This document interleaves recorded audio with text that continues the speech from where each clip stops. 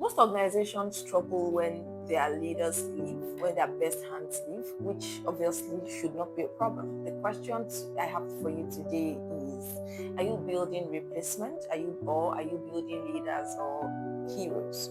So good afternoon. Welcome to another episode of our Leadership Gems. This is Tinola Akinrani once again. So today we'll be looking at a very interesting topic that is very crucial, on your leadership journey and in building teams, which is about building a leadership pipeline.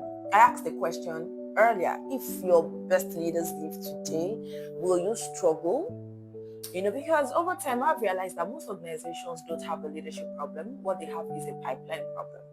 Building a leadership pipeline problem, because people would definitely go. Nobody has signed, a forever contract. People would come and they would go, and it's not a problem.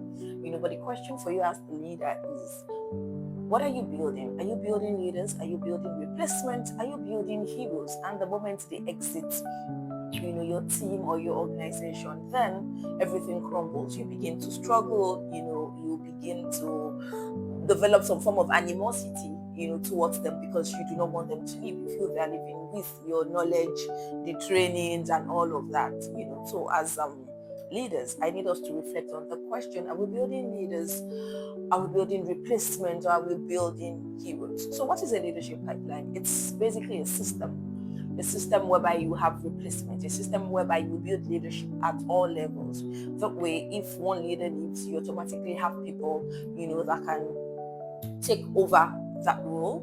You are not people dependent, but you are system dependent. Everybody is a leader at their level. So how do you go about building a leadership pipeline? First thing you need to understand is leadership skills and expectations required at different level differs. At each level you require new skills, because the expectations are different, the behaviors are different, the competencies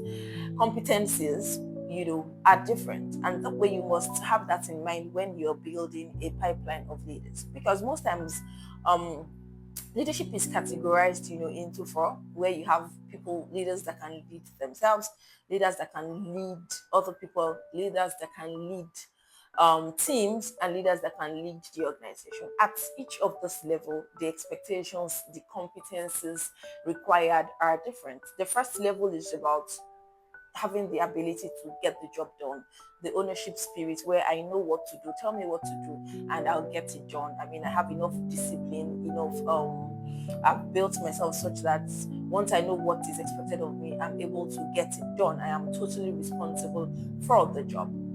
At the next level, where people are meant to lead other people, the skills become different. You need a high to a large level, to an extent, a high dose of emotional intelligence, persuasion skills, ability to persuade people to get the job done, ability to think, to understand people, their nature, how to push them to get the job, ability to influence change to a large extent.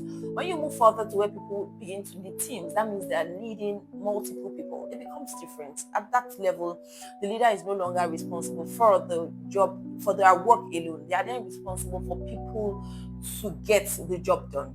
That way, the skills needed are totally different. They must be able to an extent think strategically for the team, to gatekeep. When I mean gatekeep, they are the gatekeepers for the team, whereby once they see someone that is not a right fit, they are able to identify immediately and take action as the need be. High dose of emotional intelligence, because at that level they are leading people to get the job done. So they are not directly responsible for the job, they are responsible for the people. So they need to be able to persuade people, to tell people why they need to get the job done, to influence change. They need to also be at the top of their game, such that they can inspire people to get the job done. The first level is the level where you need people that can lead the organization. the skills needed here are totally different, because at this point they are managing various the organization at large, which comprises of various multiple functions, multiple departments. So you need people that can think strategically, people that can make long-term decisions, that can position the organization for success in future, that can identify trends, that can identify problems and resolve them before they become crisis. So these are the things that you need to consider, and break down while, if you plan to build a leadership pipeline, that would position your organization or your team for success. And so what are the things you need to consider if you plan to build a leadership pipeline? The first thing is to define expectations. Leaders bring clarity. You need to let people understand, or you need to be able to articulate it yourself. What does success look like, in this unit, in this department as a leader?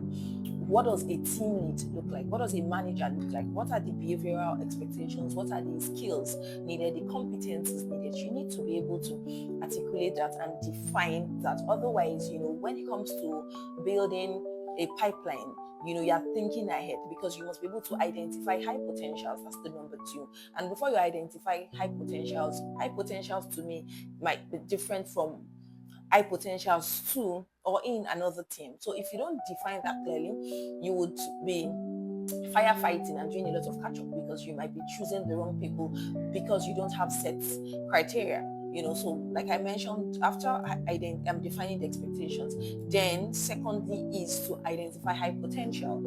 Do they have ownership spirits? Do they have the dose of emotional intelligence? Do they have whatever it is that you have defined? Do they have those competencies, or do they have the potential that if you work on them, they can become leaders tomorrow? You need to be able to have ways that you identify those, so that you begin to work on them, early enough, and transform those potentials, into finished products. You need to understand that being a high performer does not automatically mean that people can lead. Some people are just individual contributors. They can get the job done by themselves, but they cannot get other people to do the job. It's not bad after all, but it just means that they cannot lead other people. So if you are focused on performance and you are not considering the other skills, then you'll be setting yourself up for future problems, because you have people that can get the job done, but they cannot influence or inspire other people to get the job. Then the third one is, giving them leadership projects and assignments.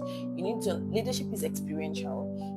It's not enough to just train in the classroom or to just have conversations and you believe that people can get the job done. If they've not handled it, they've not made mistakes, you really do not know the areas they need to work on. So you need to be able to give them, assignment from time to time, projects like handling a team. Giving them maybe working on a unit, cross-functional assignments.